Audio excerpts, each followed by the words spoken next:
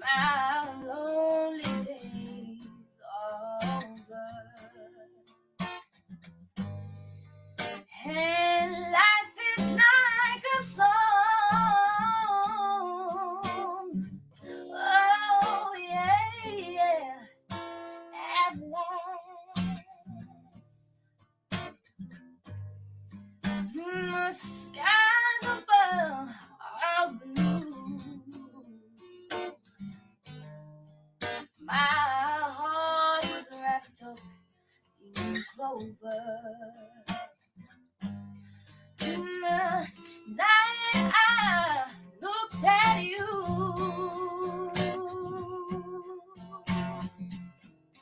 I found a dream that I could speak to, a dream that I can call my own. I found a thrill to press my cheek to, a thrill that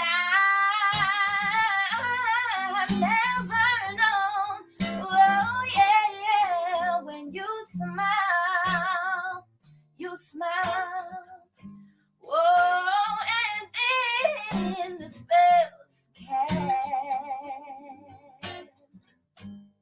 And here we are in heaven. For you are mine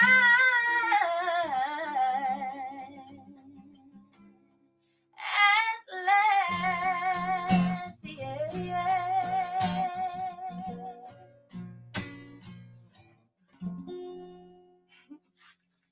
Wow.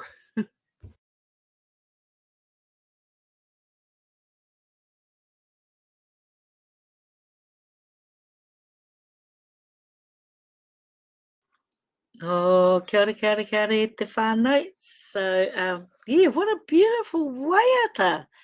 I'm just trying out new technology at the moment. We've had problems in the weekend with our internet connection. I mean, story of my life. I've spent the whole day at Spark trying to sort out my internet connections. I think we hopefully are better than we were before. So we'll just have to see. Anyway, it seems to be working fine. I have a new flash camera, and I have, hopefully you can hear me all. Can you all hear me? Because I've got my camera and my flash speaker on. It seems like you can hear me, because when you can't, you usually say, I can't hear you, Whai, I can't hear you. Ka pai. Thank you, Maria. Thank you all for tuning in. Yeah, so our internet went down, and I had a technician over yesterday trying to sort it out, and all the connections were all thumbs up, and it's the same technician that came in the last time, and so we had to take our we got an Orbi, which is a modem, and you can put a second modem into another room, and we brought that. It cost a few $100s because of connectivity, and it all crashed on us in the weekend. So we've spent time on the phone, spent the day at Spark trying to sort it out. They gave us a new modem, and now I want a refund for my Orbi, because the modem, you get that by being a broadband, fast broadband customer of Spark, right? And the modem seems to be working better than the Orbi, so I'm having a few discussions with Spark over this Orbi, which is a 2-room modem. So they got to reconfigure it, and you've got to connect it to your chorus box, which is the one on the wall, and Tamir. I'm starting to learn the tech jargon, actually, so when they talk to me, I can understand what they're saying, but I've got a long way to go to even fully understand this high-tech stuff. But Yeah, having quality camera and a quality microphone makes a huge difference. And if I travel, it means I take that quality with me as well. I'm going to play another one of my favorite commentators, but I want to talk to you about it. And I also want to come back to what's happening with this recent police shooting in my hometown in New Plymouth. Yeah, but anyway, I'm gonna mute myself and enjoy this commentary by Russell Brand, and we'll come back and have another kōrero.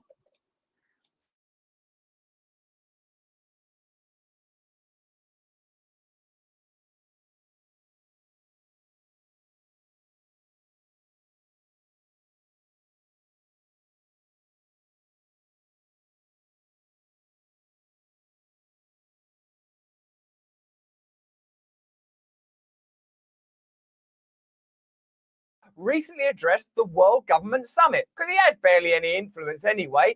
Some say that the WF are working on schemes that could lead to social credit scoring, but they say they're not doing that. So who do you trust? The Lord God created 5.5 million wonders, and here you are. Here we are together on a journey of mutual awakening. We've got so much to talk about. It's Klaus Schwab, WEF stuff. You're going to love it. These new systems of social credit scoring where big companies are adjudicated and judged to be environmentally friendly and socially friendly in order to get better deals and better valuations. It's a fantastic story. It's right up your alley. You're going to love it. There's still a few tickets left for a few of my shows. There's a link in the description if you want to come. And at the end of this video, I'm going to show you how to subscribe to my mailing list so I can stay in direct contact with you, just in case there is a big global conspiracy that shuts people down, which I don't know for sure if there is or not. You let me know in the comments below if you think there is. Now let's get into this story. You're going to love this because I know you love Klaus Schwab. It's Klaus Schwab. Oh dear, I better just address a big summit. I don't have any influence. I don't like to pry. Your Excellencies, ladies and gentlemen. Seeing Klaus Schwab with his shaved head on a big screen with that accent, I never think anything like, are you literally a supervillain from a parody of a Bond film? It's my great honor to participate for the 8th time at this important meeting. Last November, in partnership with His Excellency Mohammed Al-Gargawi. Who are these excellencies? He's talking, I think, to dignitaries and possibly royalty in Dubai, where this thing's taking place. So nothing to worry about there then. We brought together 60 top intellectual thinkers here in Dubai to define a longer-term narrative to make the world more resilient, more inclusive, and more sustainable. A more inclusive, more resilient world where you might have nothing, but by God, will you be happy? I'm proud that the government of Dubai has been so foresighted in establishing a Center for the Fourth Industrial Revolution in cooperation with the World Economic Forum. The objective is to quickly recognize the potential of new technologies. Yeah, like social credit scores and mandatory ID to go anywhere. Are you not somewhat concerned just by the existence of conferences of this nature? I don't want to be like a conspiracy theory fanboy, because I don't think we should just blindly assume that things are negative when there isn't evidence for it. But it appears to me that the accumulation, the congregation of these individuals, the places that they're from, the shared interest they have, the way that they're able to operate beyond the influence of national government, the way that they're able to seed their acolytes into government, that's something that Klaus Schwab talks about. And many of the ideas that you see spoken about in the World Economic Forum, at Davos, or affiliated publications end up as government policy, sometimes in ways that are eerily perspicacious, in particular the 2016 documentation that Microsoft published around digital ID, eerily perspicacious. As well as develop the necessary ethical and political frameworks around those new technologies to ensure that those technologies are human-centered and society-oriented. Do you notice that Klaus Schwab is like a master of using innocuous and friendly sounding language? We're just going to establish a framework. We just want a little framework that if you try to get outside the edges of it, you get a little teensy electric shock. And then another word they use is narrative, which is, of course, another word for story or theology or belief system. So they're creating a set of principles within you which you can operate, a story to which you have to conform, and really presenting it as if it's a rather friendly, helpful, mutually agreed upon set of principles. But who's at these conferences? Who's making these decisions? Where do they get their funding? By what means and methods do they evaluate what the edges of the frame are and what the points of the narratives are going to be? These words carry real meaning and real import. And if you look at what's happened in the last 20 years, in particular with regard to the industrial or technological revolutions that Schwab is describing there, we've seen monumental social change, many of which have been brought about by unique events. I'm, of course, referring to the pandemic, a unique, unprecedented event, but it brought about unprecedented regulation, unprecedented new legislation, unprecedented new technologies, unprecedented medicinal advance, and mandatory, in many cases, in some cases at least speculatively, mandatory advances. If you have a framework and a narrative, do you think that might influence how you respond if there's another pandemic, or how you might respond if there's a military conflict, and who's involved in that military conflict, and who might be able to sell weapons, and who might benefit from reconstruction? Having an established set of ideals that are achieved outside of any of our democracies, wherever you are in the world, these ideas are being centrally determined and then dispersed, even if it's not.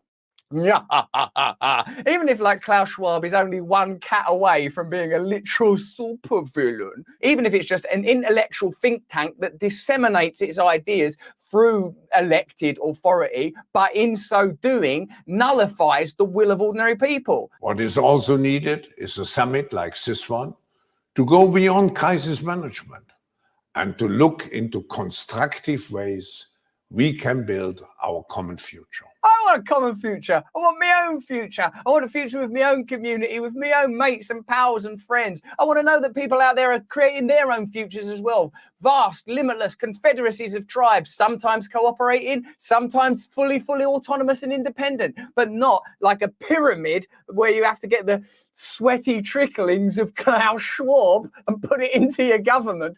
What's wrong with my sweaty tricklings?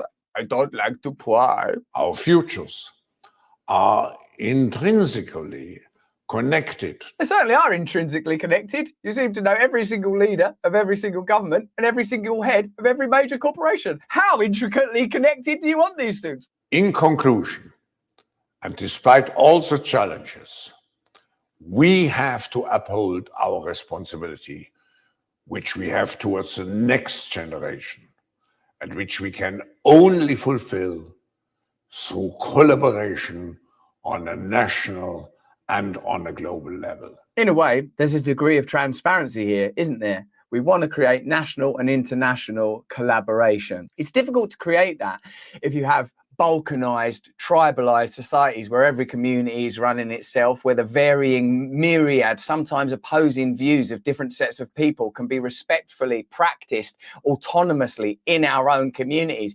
That don't work if what you want is a centralized global state where individual freedom, collective communal freedom, local custom and tradition are sacrificed in order to create a one slick global economy. Now, I know they talk a lot about diversity and all that kind of stuff, but that diversity is only relevant if the diversity, cultural diversity and other forms of diversity don't get in the way of the economic interests that Klaus Schwab is pretty open about representing, because you can see who funds the World Economic Forum, you can see who attends the World Economic Forum. It's not like the cast is shameless, is it? I wish you an impactful and successful meeting. There he is there, Klaus Schwab, not having any influence over the World Government Summit, just up on a giant bloody great screen telling everybody what to do. When he talks about things like climate change, sustainability and a better world and a better future, you might wonder, as I do, how are those things evaluated? Well, now we can tell you there's this thing called ESGs. It stands for environmental and social governance. It's a kind of metric system by which corporations can be judged as good or bad and therefore more worthy of investment. Let me talk you through how it works. It's fascinating. The WEF support it, promote it. It's kind of like if you ran a sports league, you would get to decide what games and what teams are worthy of what points. Listen to this, you'll love it. ESG stands for environmental, social and governance. An ESG score is a measurement of a company's level of sustainability. The calculation is based on many factors, and an ESG score can range from 0 to 100. It takes into account everything from their environmental impact to how they treat their employees in order to establish if they're meeting the best practices in these areas. Okay, so a big corporation gets an ESG based on, do they treat their employees well? Are they treating the environment well? Now, I know a lot of you might think, oh, climate change, it's a big hoax, it's a ruse or whatever. My personal belief is that we should treat the earth with love and respect, that we should be absolutely responsible. As soon as there are responsible technologies available that prevent like plastic being in the bloody ocean and stuff like that, don't kick out a load of fumes. I'm down with that. I'm totally down. I don't mind what you believe. I don't mind, but that's what I believe. And in terms of how employees should be treated, well, we did a story recently about Amazon and how Amazon treat their workers and the appalling way in which they're being monitored, and the way that might even get worse and that they're not able to unionize, certainly not very easily. I think people that work places should have rights, should have a voice, should have a degree of control over their workspaces. Now, let's have a look at how these ESG scores play out and who gets really good ones. The result of the ESG score is then used by investors when deciding whether or not to invest in a certain company's shares. So there's actual monetary value. So sometimes when you see a big company that like makes electricity or cars or guns or something, banging on about how they're saving the planet or how much they care about diverse folk from various races with different sexual persuasions, you might think, why are they doing this? What business is it of theirs? Hopefully they're doing it because they genuinely care about diverse ranges of people and people's rights to be who they are, which, by the way, I really care about and think is really, really important, that people are allowed to express themselves religiously, culturally, sexually, in consensual, safe, lovely ways. But these companies, it looks like, are incentivized monetarily to do that. Not just like, oh, let's be kind to one another. In addition, as more companies begin incorporating ESG into their business plans due to pressures from investors, some have seen improved performance as well as increased stock prices at the time of IPO, which is initial public offering, which I've known for ages. So how does this ESG metric system of deciding who are the loveliest, fluffiest, friendliest, kindliest companies in the world get determined? Well, this is from the WEF's own website. The global challenges amplified by the COVID-19 pandemic, yeah, thanks for that, have made environmental, social and governance issues even more pressing for policymakers, boards and executives. Policymakers, that's the government. Who are those policymakers again? What, the government? Yes, Justin, all of my little friends. To promote alignment among existing ESG frameworks, the World Economic Forum, with partners including Deloitte, EY, KPMG and PwC, has drawn upon existing frameworks and identified a set of universal disclosures, the stakeholder capitalism metrics. A lot of information there, but it seems like some powerful groups have come together to create a new way of awarding companies for being compliant or observing an agenda that they appear to be collaborating in the construction of. During the Sustainable Development Impact Summit 2021, the forum announced that over 50 companies have begun including the stakeholder capitalism ESG reporting metrics in their mainstream materials, including annual reports and sustainability reports. So already we're seeing the emergence of a sanctioned group that cooperate and share an ideology. Now, if that ideology truly is about making sure a diverse range of people get opportunities, I'm all for it. If it really is about protect the planet, then I'm all for it. But we'll be able to measure that, won't we, when we see what kind of companies are benefiting from high ESG scores, right? This is Marion Smith, CEO of the Common Sense Society. First things first, it's the Common Sense Society. Do we need a CEO? I think so. It's just common sense. I'll do it. Thank you, Marion. BlackRock CEO Larry Fink wants you to know that investing based on environmental, social, and corporate governance factors, what is now known as ESGs, isn't woke. That claim, made in his annual letter to CEOs on January 18th, is debatable. What's not debatable is that the global leader in asset management takes a hypocritical approach to ESG, as do countless similarly minded companies. They tout their work to save the world while investing heavily in perhaps the world's worst violator of environmental, social, and corporate governance standards, China.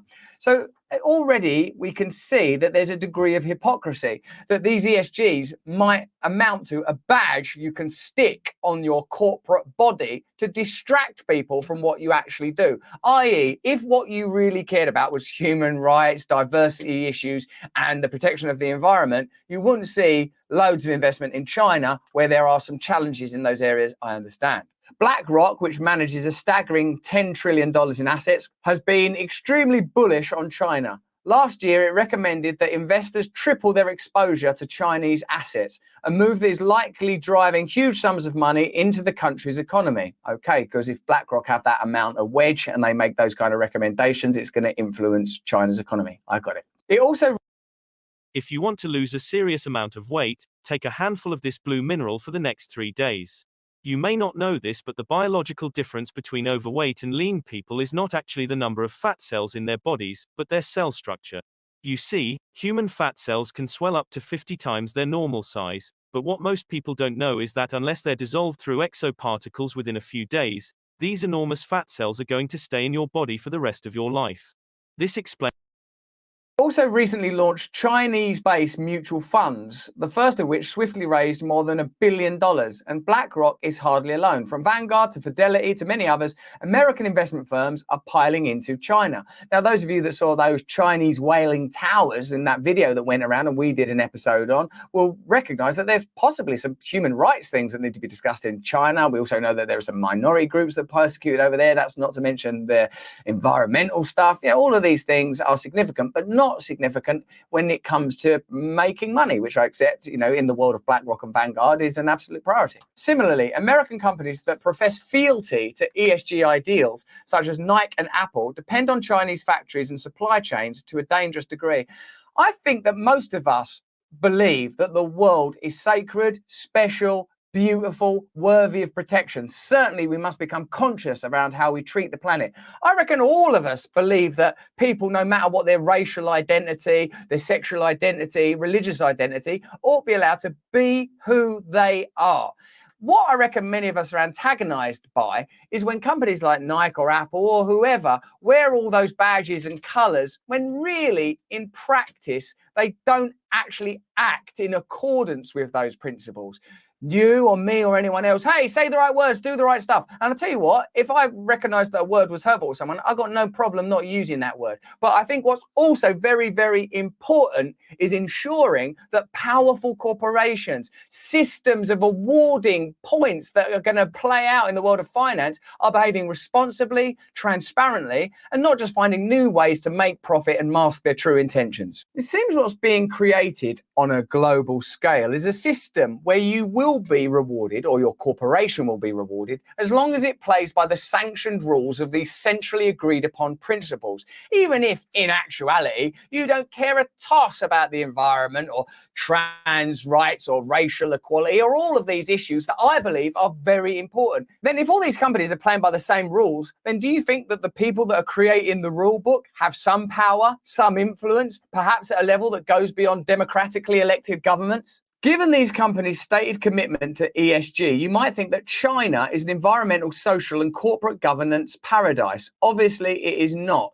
Start with environmental concerns. How can one claim to be addressing climate change by investing in the world's worst emitter by far of greenhouse gases? How does a country that strip mines whole regions for rare earth metals get a massive influx of money from green conscious investors? Yeah, it doesn't make sense, does it? Well, it seems to me that what the ESGs are is the electricity that lights the lamps of virtual signaling. China has been called an environmental catastrophe for a reason, and one that is likely to worsen given the regime's emphasis on endless economic growth. The social situation is equally concerning. BlackRock and other American financial institutions are heavily invested in companies that aid and abet China's domestic oppression, from surveillance system manufacturers to voice recognition software providers. Wow, so you're worried about deep state surveillance, you're worried about ubiquitous observation and spying. Well, this is where much of it is coming from. They're also in deep with companies tied to the Chinese military, an oppressive force within the country. Meanwhile, many American companies depend on parts or goods made with the help of forced labor. How can any company claim to support social progress when these are the circumstances? Only if those claims are underwritten by a centrally agreed upon set of ideals that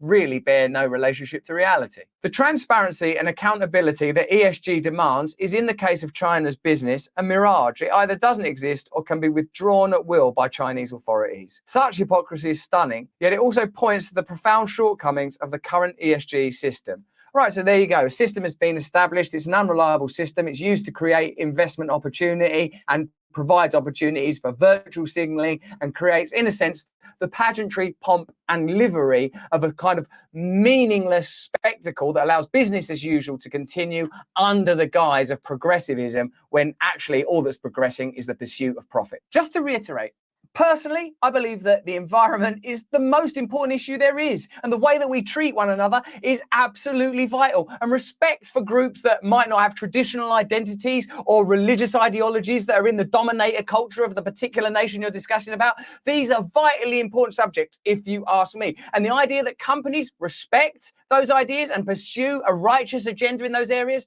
very, very important. But what I believe we have to be vigilant about is who is deciding that those companies are behaving in that way. What is that point system based upon? And are we sure that it can't be used to obfuscate the truth, provide opportunities for grandstanding and virtual signaling, while the companies actually behave in ways that are irresponsible, both socially, economically, and environmentally? That's what's interesting to me. Elsewhere, to show the potential hypocrisy and dubiousness of the ESG system, note this: Lockheed Martin, who I believe make missiles and bombs and stuff, have a better social responsibility score than Tesla, a company that makes electric vehicles. Now, I'm sure Tesla's not a perfect organization, but they're not literally firing cars into the air and blowing up weddings in foreign countries and saying, sorry, we're trying our hardest. I don't think they're doing that. And you'll be astonished to learn that the company reigning at the very top of the ESG scoring list is Microsoft, which I think was founded by Bill Gates, who has no connection in any globalist agenda. And to say that he does, in spite of the purchase of the farmland and the interest in all the medications, is a conspiracy theory. What if people spending money on stuff like to see a profit out of it?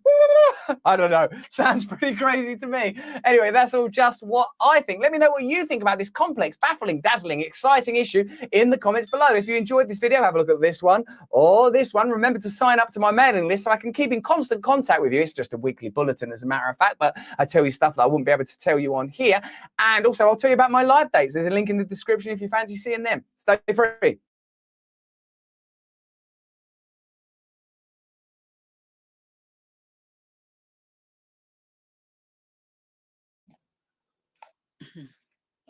Kia ora.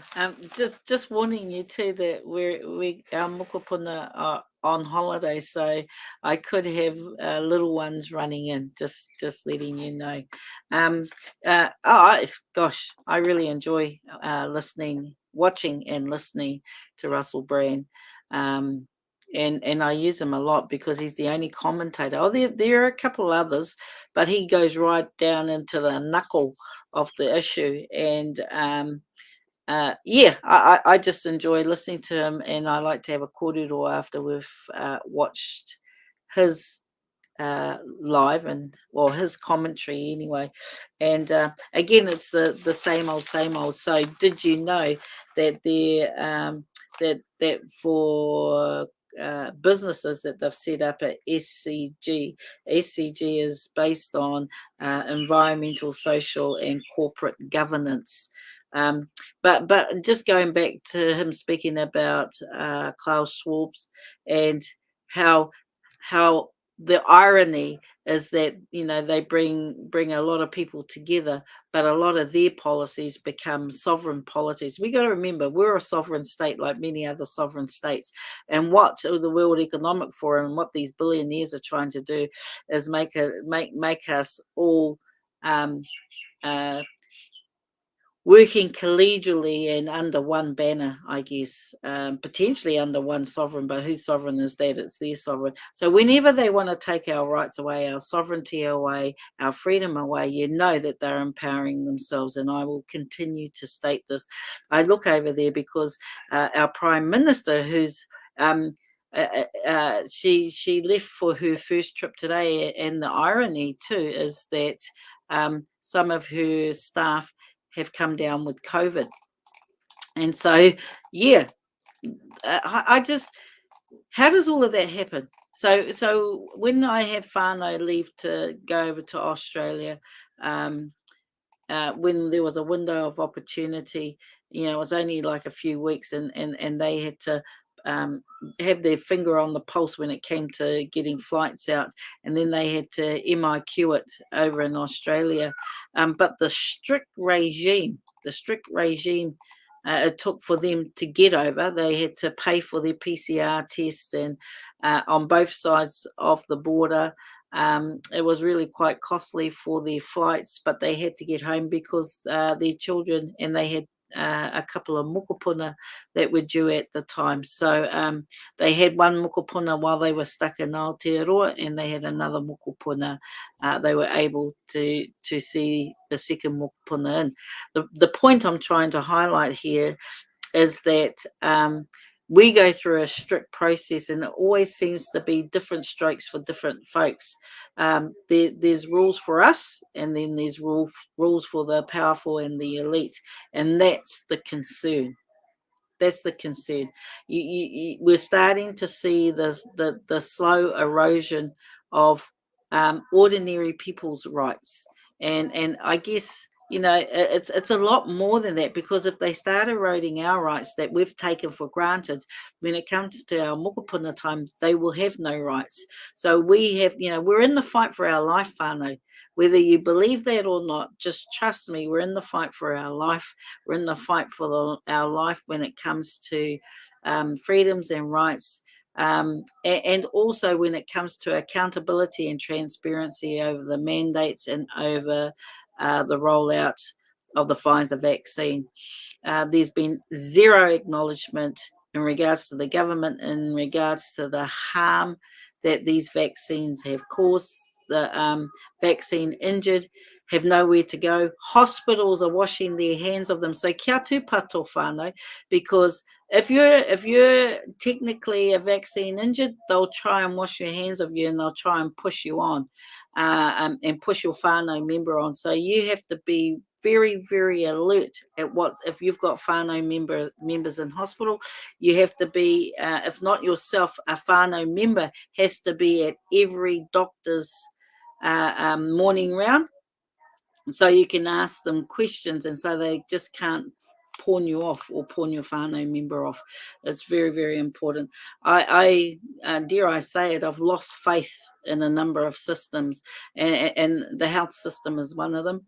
I've heard too many stories and supported too many people who have gone to hospital and not received the right support that they should have from our medical practitioners.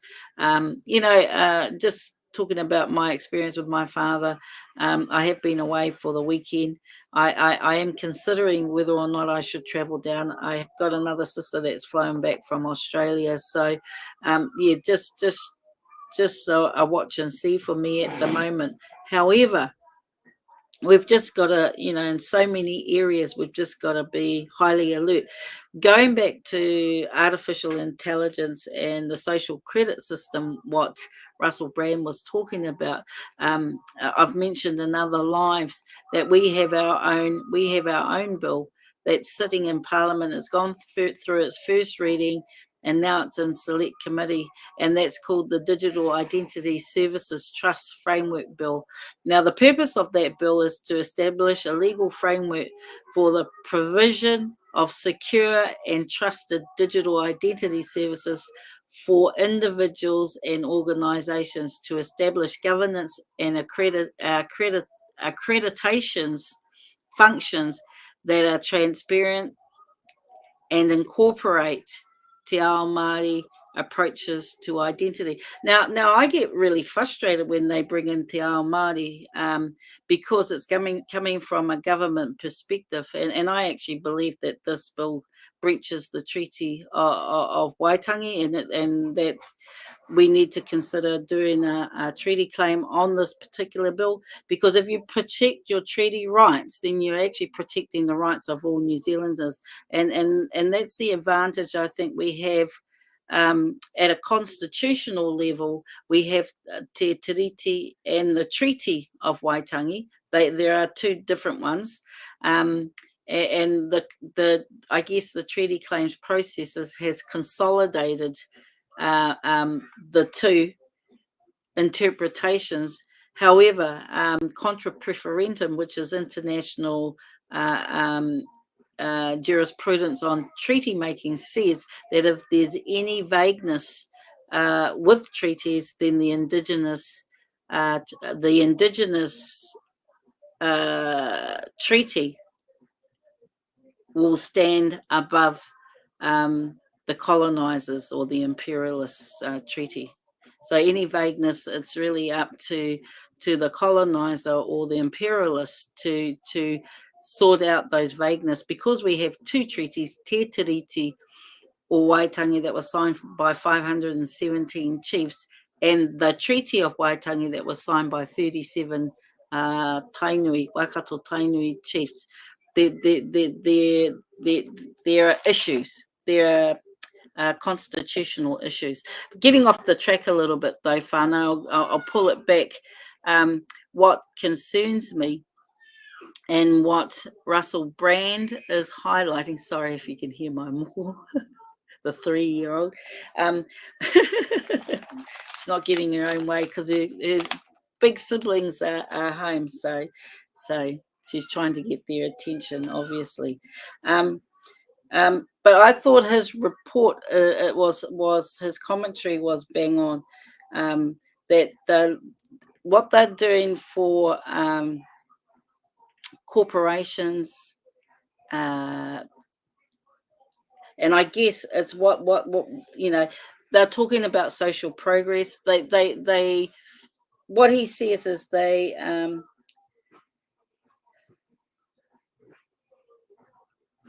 set up frameworks and rules, then they add a story around that framework and rules. This is the WEF, right? And all the people that support it.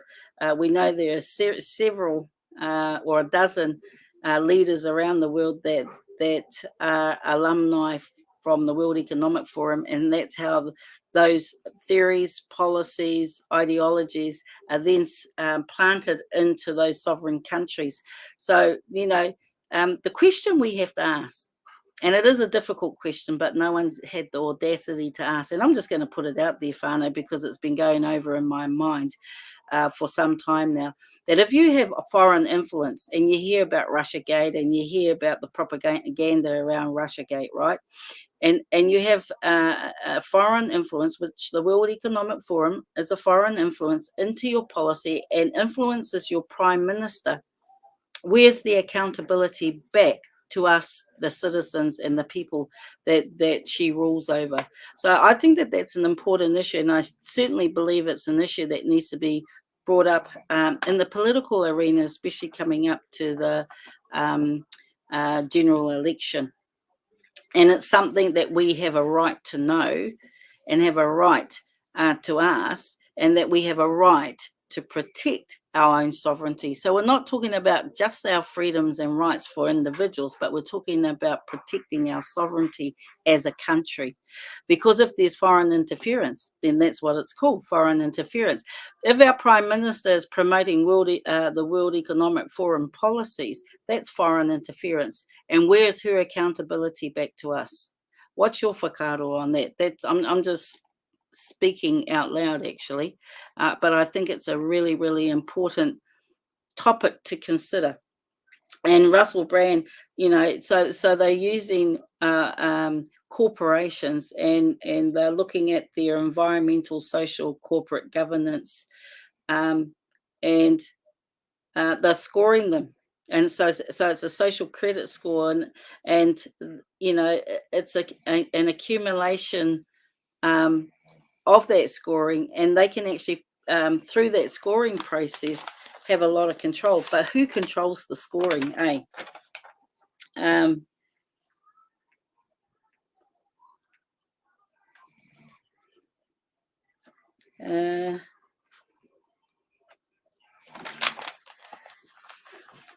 just reading my notes, what I wrote down when I was listening to him. So the World Economic Forum has a accumulation of shared interests, shared people with common interests. Is that common interest for our best interest? And I'm not just talking about us as a sovereign state, but other sovereign states around the world, because they sit outside our sovereign, but they have such an influence on what happens inside our government, that has to be questioned, and we need, like I believe we need a constitutional reset, and we need to protect ourselves from global and corporate influences.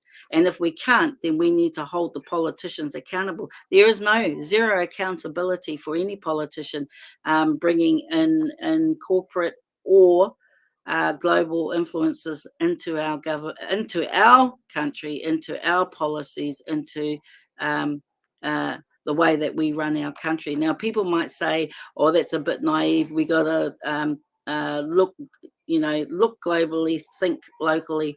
But it's not that. It's just that globally, our policies are moving to support the corporate elite. And like I said in earlier posts, when they get more powers than us, so if you give governments, the state, more powers, and they've slowly encroached on our powers, right? So you give governments more powers, you give the media more powers, you give corporations more powers, and they have more powers than you as a sovereign, and that's what the TPPA was all about. Then we're in trouble, and whānau, we're in trouble, because slowly over time, yes, we're awake now, but this has been happening for quite some time now, and we need to put a stop to it. And we need to hold these politicians accountable, because if there's foreign influence, they have not been acting in our best interest. And I just love the way that Russell Brand brings it all together, and he says that there's a degree of hypocrisy, and that there's a major distraction for us. And so when we're being distracted, we need to ask the question, why are we being distracted, right? And how a lot of these corporations are money driven, profit driven, power driven, right? So if they are trying to be socially progressive, and the story behind it is about being socially progressive, but in actual fact the actions are the complete opposite, then there's major hypocrisy in that, and it makes that whole process unreliable. It makes that whole process a major risk for us. Okay, so I just wanted us to be a little bit aware of what's happening out there, and to me, I think Russell Brand is one of the best commentators to bring to awake us even further, and to see what's coming down the pipeline. So whānau, there's heaps of comments, so I appreciate you commenting. Oh, sorry, that's my darling story. Sorry. Oh my gosh. It's not the muckles, it's the darling. But another thing that I want, so just remember, we're only in the first reading of that digital Identity Service Trust Framework Bill, and what a long bloody name for basically it allows them to bring in AI, artificial intelligence. It allows them to and then they talk about trust, identity services trust, and to secure trusted digital identity. Well, no, we can't trust. We've seen this government.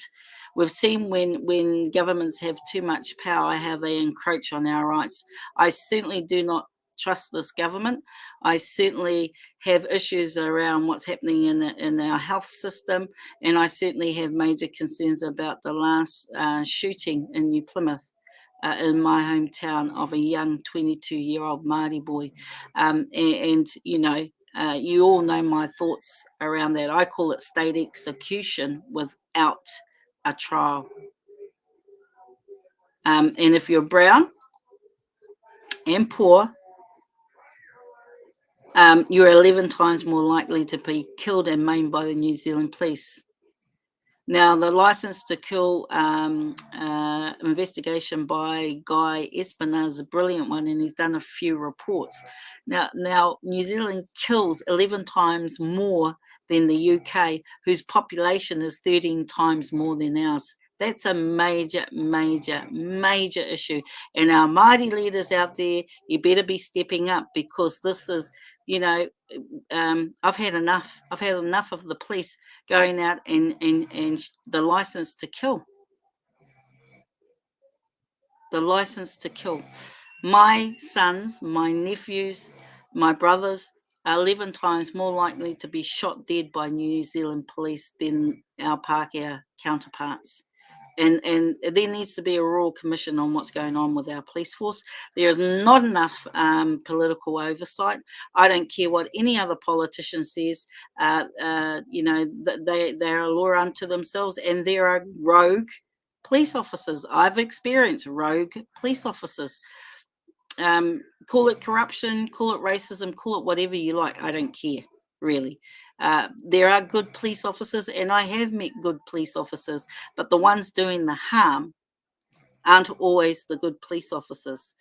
So there certainly needs to be something that needs to happen. And, you know, it's just like what Russell Brand said, that we need to create the communities that we want. You know, we need to start showing a lot more respect for each other, a lot more kindness, like actually not talk it. And there are, you know, like I say, there are good police officers, but they're not the police officers I'm concerned about. Seems to be a systemic problem. But I'm going to close my live down because I can hear my darlings snoring getting louder, and I don't want to embarrass them any further. So I'm going to shut this live down. And hopefully, I don't think I had any major problems with the internet, so that's a good sign. Okay, whānau, I can hear the mokopuna crying. Oh my gosh. That's my life, and I love it. Take care, kia pai tō rā, ka kite anō, kia ora rā.